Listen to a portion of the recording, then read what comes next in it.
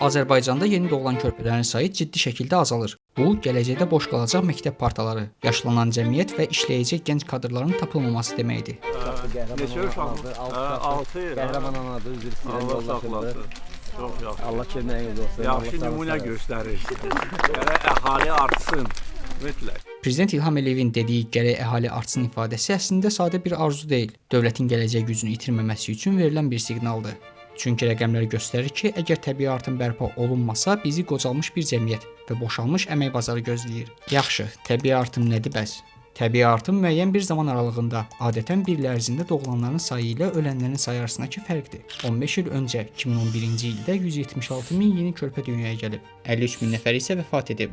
Burada təbii artımı hesablamaq üçün 176 mindən 53 mini çıxırıq. Əldə etdiyimiz 122 min nəfər təbii artım olaraq qəbul edilir. Bu isə o deməkdir ki, 2011-ci ildə əhalinin sayı 122 min nəfər artıb.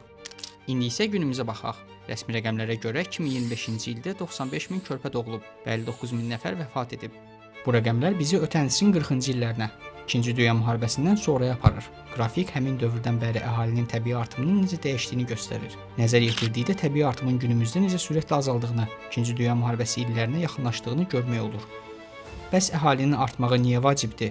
Azərbaycanın əhalisi azalmağa doğru getsə nə baş verər? Bununla bağlı müxtəlif fikirlər mövcuddur. İqtisadçı Natiq Cəfərli iki zidd fikri nümunə olaraq gətirir. Birinci nəzəriyyə ondan ibarətdir ki, əhali artmasa istehlak azalacaq, sənaye müəssisələrində işçi qüvvəsi azalacaq. Çünki əhalinin böyük hissəsi yaşlılardan ibarət olacaq. Bu da iqtisadi çöküşə gətirib çıxara bilər. Çində əhalinin artması ilə iqtisadiyyatın paralel böyüməsi buna nümunə gətirilə bilər. Digər fikir isə ondan ibarətdir ki, süni intellektin inkişafı, müxtəlif sahələrdə robotlaşmanın artması işçi qüvvəsinin tələbatı azaldacaq. Bu səbəbdən öncəki böyümə modeli işləməyəcək. Əslində həmişə olduğu kimi həqiqət hardasa ortadadır, necə deyərlər. Çünki əhalinin azalması da ciddi problemdir, çox ciddi problemdir. Bu ölkələrin ən azından belə deyək, gələcək nəsillərin təqaüd yükünü artırır. Gənc nəsil yetişmədikcə orta nəsil, indiki orta nəsil məsələn yaşlandıqca, təqaüdə çıxdıqca onların təqaüd təminatı ilə bağlı problemlər yaşanır. Çünki altdan gələn dalğa onu kifayət qədər təmin edə bilmir. Elə rəsmi rəqəmlər də bunu təsdiqləyir. Azərbaycan müstəqillik tarixinin ən yaşlı cəmiyyətinə sahibdir. 2011-ci ildən bəri ölkədə təbii artımın azalmasına müvafiq olaraq 65 yaşdan yuxarı əhalinin cəmiyyətdəki payı da rekord həddə çatıb. 1 iyul 2026-cı il tarixindən Azərbaycanda həm kişilər, həm də qadınlar 65 yaşında pensiyaya çıxacaq. Baxın, soldakı qrafik 2011-ci ildən bəri təbii artımı, sağdakı qrafik isə 65 yaş üstü əhalini göstərir. Qrafikdən görünür ki, son 15 ildə Azərbaycanda 65 yaşdan yuxarı əhalinin payı 2 dəfədən çox artıb. Rəqəmlər göstərir ki, 2011-ci ildən bəri 30 yaşa qədər olan əhalinin payı 51%-dən 40% enib. Əhalinin kəskin şəkildə azalması istənilən ölkə üçün ciddi problemdir. Keçid dövründə olan ölkələr üçün daha ciddi problemdir və bu daha ciddi problemdir ona görə ki, nəsillər arası bağ qopur və altdan gələn dalğa az olduğundan buna həm doğuşun azalması, həm də köçün artması da təsir eləyə bilər və orta və yaşlı nəslin həm təqaüd təminatından tutun da istehlak bazarının zəifləməsinə qədər bir çox iqtisadi problemlər yarada biləcək proseslər baş verir. Təbii artımın kəskin azaldığı ölkə isə təkcə Azərbaycan deyil. Bunu anlamaq üçün nəsilvermə əmsalına baxmaq lazımdır. Nəsilvermə əmsalı bir qadının bütün ömür boyu dünyaya gətirə biləcəyi uşaqların orta sayıdır və dünya üzrə normal 2,1 qəbul edilir. Bu isə o deməkdir ki, bir qadının 2-dən çox uşaq dünyaya gətirməsi gözlənilir. Məntiq isə sadədir. Bir cəmiyyətdə əhalinin sayının azalmaması üçün bir ana və bir ata özlərindən sonra ən azı 2 uşaq qoyub getməlidir ki, say bərabərləşsin. Yerdə qalan 0,1 isə erkən ölüm riski və cinsiyyət balansına görə əlavə edilir. Heç təəccüblü deyil ki, Azərbaycanda bu əmsal son illərdə ciddi azalıb. 2011-ci ildə 2,4 olan əmsal hazırda 1,4-ə enib. Lakin oxşar problem dünyada da cərəyan edir. Dünya Bankının hazırladığı bu xəritədə ölkələr üzrə nəsilvermə əmsalının necə dəyişdiyini görmək olur. 1963-cü ildə dünyada bir qadın ortalama 5 uşaq dünyaya gətirirdisə, indi bu rəqəm 2,2-yə qədər geriləyib. Hazırda qonşularımızda isə vəziyyət belədir. Türkiyədə 1,4, Gürcüstanda 1,8, Ermənistanda 1,7, İranda 1,6, Rusiyada 1,4. Avropa ölkələrində isə vəziyyət daha acınacaqlıdır. İspaniyada, İtaliyada, Polşada 1,1, Almaniyada 1,3, Ukraynada isə 1-in altındadır. Bu mənzərə qarşısında təbii bir sual yaranır. Nə dəyişdi ki, qadınların dünyaya uşaq gətirmək istəyi anidən azaldı? Sosioloq Sənubər Heydərli bu dəyişikliyi qadınların təhsil səviyyəsinin artması, əmək bazarına daxil olması və özünü karyeraya həsr etməsi ilə izah edir. Qadınlar bir yerdən sonra başa düşdülər ki, artıq yəni öz ayaqları üstündə durmayanda ailə həyatı daha çətinliklə keçir. Təzyiqlər daha çox olur, zorakılıqlar daha çox olur, ayrılmaq daha çətin olur, uşaqlara baxmaq daha çətin olur və s. Və başladılar artıq indiki cavanlar məsələn də ana olma yaşında olan qadınlarla danışanda onlar daha çox bundan danışırlar ki, birinci özümü tutum, bir qədər özümə inamım da çoxalsın, karyeramın müəyyən yerinə gəlim, ondan sonra uşaq haqqında düşünərəm. Rəsmi rəqəmlərə görə Azərbaycanda 15 yaşından yuxarı qadınların təxminən 60% işləyir və son 15 ildə onların sayı 313 min nəfər artıb. Lakin müstəqil iqtisadçılar ölkədə rəsmi məşğulluq rəqəmlərinin həqiqəti əks etdirmədiyini bildirirlər və bu səbəbdən real mənzərəni görmək çətinləşir. Qadınların iş həyatı real mənada kişilərdən daha çətindir. Statistika göstərir ki, qadınlar işlədikləri bütün sahələrdə kişilərdən ortalama 30% daha az qazanır. Məsələn, bir kişi iş yerində 1000 manat qazanırsa, eyni vaxtı və əməyi sərf edən qadının əlinə cəmi 690 manat keçir. Bu maaş uçurumu təsadüfi deyil. Uşaq sahibi olmaq faktoru qadını iş bazarında riskli aktivə çevirir. Buna bir nümunə üzərindən baxaq. Məmmədovlar ailəsi 2 nəfərdən ibarətdir. Aynur və Əli ikisi də eyni sahədə işləyir. Aynur hamiləliyinin 6-cı ayındadır. Əmək məcəlləsi işləyən qadınlara doğuş öncəsi və sonrası ümumilikdə 126 gün ödənişli məzuniyyət nəzərdə tutur. Xüsusi hallarda bu müddət 180 günə kimi uzana bilir. Klassik Azərbaycan ailə modeli olan Məmmədovlarda yeni körpə dünyaya göz açır. Aynur körpənin qayğısına qalmaqla yanaşı digər ev işlərini də görür. Paltarları, qabları yuyur, yemək bişirir, təmizliklə məşğul olur. Gələn qonaqlara qulluq eləyir. Ataya verilən 14 günlük simvolik məzuniyyət isə bu bərabərsizliyi möhürləyir. Uşaq böyütmək ailənin ortaq məsuliyyəti deyil, yalnız qadının tək başına daşımalı olduğu ağır bir yük kimi qalır.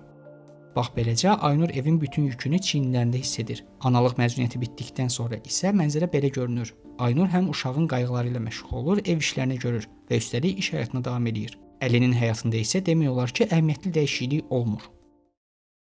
Qadınlar ana olduqdan sonra peşəkar karyeralarında ciddi itkilərlə üzləşirlər. Belə ki, işləyən qadınların qazancı birinci doğuşdan sonra kəskin azalır. Bunun nəzəriyyədə adı da var: övlad cəzası. 2023-cü ildə yayımlanan 134 ölkə üzrə aparılan The Child Penalty Atlas adlı araşdırma göstərir ki, uşaq sahibi olana qədər qadın və kişilərin iş həyatındakı templəri paralel gedir. Lakin ilk uşaq doğulduğu andan etibarən qadınların məşğulluğu aşağı düşür, kişilərinki isə dəyişməz qalır. Bu qazanca da özünü göstərir. 2019-cu ildə aparılan başqa bir araşdırma göstərir ki, ilk uşaq doğulana qədər kişi və qadınların gəlirləri eyni tempdə artır. Uşaq doğulduqdan dərhal sonra qadının gəlirləri kəskin və qalıcı şəkildə azalır. Kişilərin gəliri isə demək olar ki, dəyişmir. Danimarkada aparılan başqa bir araşdırma dünyaya uşaq gətirən qadınlarla uşaqsız qadınları müqayisə edib. Qrafikdən göründüyü kimi uşaqsız qadınlar öz karyeralarında addım-addım yüksəlsə də ana olan qadınlar bundan məhrum olur. Bu qrafik isə kişilərin ata olduqdan sonra qazancının necə dəyişdiyini göstərir. Heç təəccüblü deyil ki, ata olan və olmayan kişilərin qazancında hər hansı dəyişiklik olmur. Əksinə, burada atalıq mükafatı anlayışı işə düşür. İş dünyasında kişilər uşaq sahibi olduqdan sonra daha məsuliyyətli və etibarlı kadr kimi qəbul edilir. Hald Anderson tərəfindən aparılan araşdırma göstərir ki, bu mənzərəni dəyişmək mümkündür. Bunun yolu isə ataların uşaq qayğısına daha aktiv qoşulmasından keçir. Tapıntılar sübut edir ki, atalar uzun müddətli məzuniyyət götürüb ev işlərini bölüşəndə qadınların karyerasındakı gəlir itkisi və durğunluq birbaşa azalır. Kişilərin məsuliyyəti bölüşməsi anaların iş həyatına daha tez və tam ştatlı qayıtmasına şərait yaradır. Polşada, başqa ölkələrdə, Avropanın bir çox ölkələrində uşaqlarla bağlı çox gözəl proqramlar var. Yəni, sosial dəstək proqramları var, uşaq pulu deyilən anlayış. Şimdi mən sadələşdirilmiş şəkildə bunun adını uşaq pulu qoyuram, amma yəni fərqli belə deyək, sosial paketlər şəklində insanlara, uşaqlar, ailələrə çox böyük yardımlar var. Amma bu doğuşa təsir eləmir. Ən yüksək yardım olan, yəni ümumdaxili məhsula nisbətdə ən çox yardım olan ölkələrdən biri Polşadır. Həm də bir ənənəsi var, katolik bir ölkədir. Yəni orada hətta bilirsiniz ki, abort belə qadağandır, qanunla qadağandır. Bütün bunlara baxmayaraq doğuş indeksi 2-yə çatmır heç. Polşa Avropada doğuşun ən az olduğu ölkələrdən biridir. Dünya Bankının məlumatına görə bu əmsal 1,1-ə bərabərdir. Hazırda Polşa dövləti doğuş sayını artırmaq üçün müxtəlif təşviq proqramları təklif eləyir. Burada hər uşaq üçün 18 yaşına qədər aylıq təxminən 350 manatlıq ödənişdən tutmuş, uşağa nənənin və ya dayənin baxması üçün verilən təxminən 700 manatlıq nənə puluna, anaya bir illik məzuniyyət, hətta pulsuz süni mayalanmaya qədər müxtəlif təşviq proqramları var. Azərbaycanda isə uşaq pulu ala bilmək üçün 5-dən çox uşaq dünyaya gətirmək lazımdır. Qaydaya görə 6-cı uşaq 1 yaşına çatdıqda dövlət tərəfindən sosial yardım məqsədi ilə aylıq hər uşaq üçün 140 manat məbləğində müavinət verilir. Bununla yanaşı 600 manat bir dəfəlik ödəniş nəzərdə tutulub. İqtisadçı Natiq Cəfərli hesab edir ki, Polşa nümunəsində tətbiq edilən geniş miqyaslı təşviqlərə rəğmən doğum sayının artmaması uşaq pulu ilə doğum səviyyəsi arasında birbaşa asılılığın olmadığını sübut edir.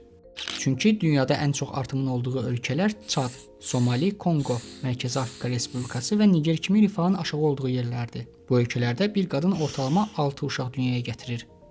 Natiq Cəfərlinin fikrincə, Azərbaycanın təbii artımın azalmasının əsas səbəblərindən biri ailələrin mənzilə çıxışının kəskin məhdudlaşması, evlərin bahalaşması, ipoteka şərtlərinin isə ağır olmasıdır. Bununla yanaşı o, gənclərin ölkədən köçməsini də əsas səbəblərdən biri kimi görür. Amma istər-istəməz bu köç dalğası əsasən də son 15 ildə başlayan gənc reproduktiv yaşda olan, yəni dünyaya uşaq gətirmək yaşında olan insanların böyük köç dalğası mənə elə gəlir ki, kifayət qədər ciddi mənfi təsir göstərən amilə çevrilib və bu da paralel olaraq sosial-iqtisadi problemlərin artması, gələcəklə bağlı ümidlərin azalması. Yəni insanlarda bu çox vacibdir. Öz həyatını planlaşdıranda gələcəklə bağlı ümidli olmalıdır. Önünü görməlidir ki, hansı mərhələdədir, hara çata bilər, hansı problemlər var və bu problemləri necə həll edə bilər. Bununla bağlı bir dumanlı bir təsəvvür olduğuna görə mənə elə gəlir ki, ailə planlaşması da, doğuşların sayı da kəskin azalır. Azərbaycanda ailə strukturu sürətlə dəyişir. Son 15 ildə nikahlar 2 dəfə azalıb, boşanmalar isə bir o qədər artıb. Statistika göstərir ki, ayrılan cütlüklərin təxminən yarısı uşaq sahibi olmadan bu qərarı verir. Lakin uşaqlı ailələrdə də vəziyyət fərqli deyil. Müstəqilliyin ilk illərində boşanan hər 4 ailədən yalnız birinin uşağı var idisə, hazırda boşanan ailələrin yarısından çoxunun övladı var. Diqqət çəkən məqam isə odur ki, boşanma qərarı verənlər arasında bir uşaqlı ailələrdən öncə 2 və daha çox övladı olanlar gəlir. Bu isə o deməkdir ki, övlad sayı artıq boşanma statistikasına da əvvəlki kimi təsir göstərmir. Sosioloq Sənəbər Heydərli bunu cəmiyyətdə qadının rolunun dəyişməsi ilə izah edir. Və qadınlar boşanmırdılar, bundan etiraz eləmirdilər, zorakılığa etiraz eləmirdilər, heç nəyə etiraz eləmirdilər. İndi belə bir dövr gəlib, qadınlar etiraz edirlər. Deyir ki, ya mən də işləməliyəm, ancaq səndən asılı almalı deyilik ailə olaraq, ya da sən bunu icazə vermirsənsə, istəmirsənsə ki, bu da birisi də zorakılığın bir növüdür, yəni azadlıq məhdudlaşdırılmasıdır. Ya da ki, onda buna razı olan qadınlar da var, amma bunun əvəzində əvvəlkindən daha çox tələbat var. Yəni qadınlar artıq daha böyük, daha yuxarı standartlarda yaşamaq istəyirlər haqlı olaraq ki, mənə imkan verilmirsə mən realizə olunum, çöldə öz ixtisasımla, işləməyimlə ailəyə nəsə gətirim. O zaman evdə mənim istədiyim vəziyyətdə sosial bir vəziyyət yaradılmalıdır mənim üçün, şərait yaradılmalıdır. Bu ssenari göstərir ki, demoqrafik böhran yalnız rəqəmlərin azalması deyil, həm də fərdlərin, xüsusən də qadınların çiyinlərinə düşən bərabərsiz yükün nəticəsidir. Bir ailənin ortaq qərarı ilə dünyaya gələn körpə kişi üçün atalıq mükafatı və karyera sabitliyi deməkdirsə, qadın üçün həm gəlir, həm də peşəkar inkişaf itkisidir. Bu bərabərsizlik boşanma anında daha kəskin şəkildə üzə çıxır. Kişi iş həyatında öz mövqeyini qoruyub saxladığı halda, qadın illərini fəda etdiyi karyerası və tək başına daşımalı olduğu məsuliyyətlərlə baş-başa qalır. Görünənsə odur ki, çıxış yolu yalnız dövlətin verəcəyi uşaq pulunda deyil, həm də ailə daxilində və iş bazarında yükün ədalətli bölünməsində, sistemin hər iki valideyn üçün bərabər imkanlar yaratmasındadır. Nə qədər ki, uşaq böyütmək bir tərəf üçün fərdi cəza, digər tərəf üçün isə sosial bədəli olmayan bir proses kimi qalır, demoqrafik mənzərənin köklü şəkildə dəyişməsi çətin görünür.